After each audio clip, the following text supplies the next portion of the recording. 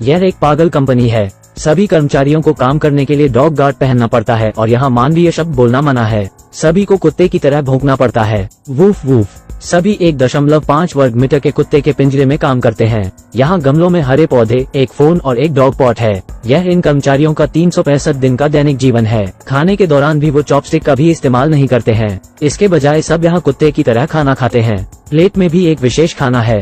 प्यास लगने पर कुत्ते की तरह लोहे के पिंजरे पर लटकी पानी की बोतल से पानी पिया जाता है। बॉस अक्सर सभी का ब्रेन वॉश करता है और सभी को कड़ी मेहनत करने के लिए कहता है। इन कर्मचारियों ने पैदा होने के बाद से ही बाहरी दुनिया नहीं देखी है। अब यहाँ वो एक वयस्क के रूप में काम कर रहे हैं। बॉस की दिन प्रतिदिन कहानी के बाद कर्मचारी भी सोचते हैं कि काम ही जीवन का सबसे महत्वपूर्ण हिस्सा है। हालांकि यह नौकरी उन्हें प्रति माह केवल 100,000 युआन का वेतन देती है। शियाओबाई एक नया कर्मचारी बनने की कानूनी उम्र तक पहुंच गया है, लेकिन काम से पहले उसे कठोर प्रशिक्षण की आवश्यकता है। वो अपने कुत्ते का मास्क पहन लेता है, फिर वो विभिन्न कुत्तों के भौंकने की आवाज सीखता है। Woof woof. काम के पहले दिन जियाओबाई बेहद असहज है। बॉस ने कर्मचारी को बात करने से रोका और सभी को मानव भाषण को समझने के लिए कहा। कंपनी की दीवार पर एक लाल हॉर्न है। जैसे ही कोई कुत्ता सींग से भौंकता है, हर कोई तुरंत एकाग्र हो जाता है और काम करना शुरू कर देता है। यह एक स्कूल की घंटी के बराबर है। अचानक एक लड़की हंस पड़ी और उसने वास्तव में मानवीय शब्द बोले।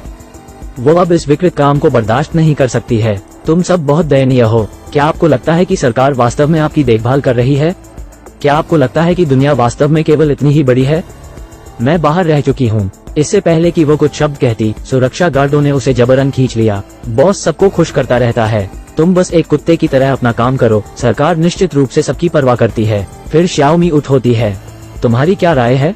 ऐसा बोलने पर इस लड़की को भी ले जाया जाता है। बॉस ने लाल तरल की एक कैन निकाली और फिर उसे लड़की को पीने को मजबूर किया। ये कैन LSD के समान है। लड़की उसे पीने के बाद बेहोश हो जाती है। लंच में सभी यही कैन खाते हैं। जैसा कि सभी जानते हैं, ये डिब्बाबंद भोजन के उत्पादन में विशेषज्ञता वाली कंपनी है। इस तरह के डिब्बाबंद भोजन में उच्च पोषण और कम लागत होती है और इसमें ट्रैंक्विलाइजर शामिल है। कर्मचारियों का दैनिक काम डिब्बाबंद भोजन बनाना है। कंपनी का बॉस डिब्बाबंद भोजन की मदद से पूरी मानव जाति को नियंत्रित करना चाहता है। बॉस खुद ऑफिस में बैठकर स्टेक खा रहा है और रेड वाइन पी रहा है। झपकी के दौरान लड़की चुपके से पिंजरे से बाहर आ जाती है। फिर वो चुपके से गोदाम में घुस जाती है। बॉस के खाने के लिए यहाँ बहुत सारे फल हैं। शियाओमी ने एक सेब निकाला और उसे जियाओबाई को सौंप दिया, लेकिन जियाओबाई ने उसे खाने की हिम्मत नहीं की। जियाओमी ने सभी सेब जियाओबाई के सामने खा लिए और उसने जियाओबाई से कहा कि बाहर की दुनिया बहुत बड़ी है। हम जिस कुत्ते के पिंजरे में रहते हैं वो बस एक छोटी सी दुनिया है। शाम को जियाओबाई जिज्ञासा से प्रेरित है। अंत में उसने सेब खा लिया। एक पल में उसे आखिरकार पता चल गया कि खाने का स्वाद क्या है। अगले दिन बॉस को सेब गायब मिले। सुरक्षा गार्डों को उसने सबको एक एक करके कोड़े मारने का आदेश दिया। जियाओजी खड़े होता है और इस तथ्य को स्वीकार करने से खुद को रोक नहीं सका कि उसने सेब चुराया है। अप्रत्याशित रूप से शियाओमी अपनी गलती मानने के लिए सबसे पहले खड़ी होती है। अधिक ट्रैंक्विलाइजर का उपयोग करके बॉस ने उसे धमकाया ताकि शियाओमी को हर किसी को प्रभावित करने से रोका जा सके। विकृत बॉस कुत्तों की तरह कर्मचारियों को प्रशिक्षित करता है। उन्हें कुत्तों की तरह चलना है। उन्हें अपनी जीभ बाहर निकालनी है। इन कर्मचारियों की हर हरकत साफ तौर पर कुत्तों की तरह है। बॉस डिब्बे में उंगलियां डुबोते हैं और सभी को एक एक करके चाटने के लिए कहता है। अचानक लड़की ने बॉस की उंगली काट ली। इस पर फिर से लड़की को सजा दी जाती है। लंच ब्रेक के दौरान लड़की ने कटीले तार को तोड़ लिया और तार से दरवाजा खोला। वो इस धरती के नर्क से भागना चाहती है और उसे यहाँ एक औषधि मिलती है।